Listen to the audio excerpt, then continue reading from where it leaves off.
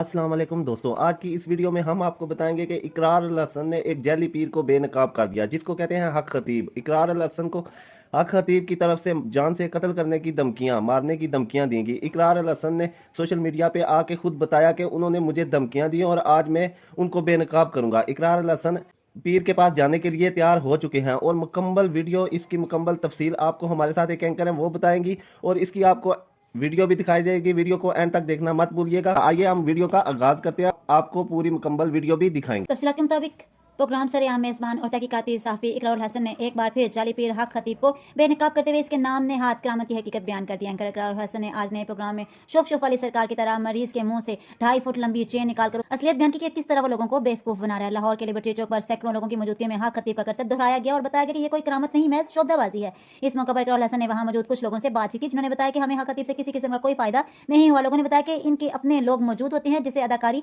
करवा कर करामात दिखाते हैं। वीडियो में देखा जा सकता है, जो कि आपको दिखाई जाएगी, कि किस तरह एक असिस्टेंट मैन अपने मुंह से चेन निकाल रहा है और इकरारुल हसन ने हक खतीब के अंदाज में इसके माथे पर हाथ रखकर मरीज को खड़ा कर दिया।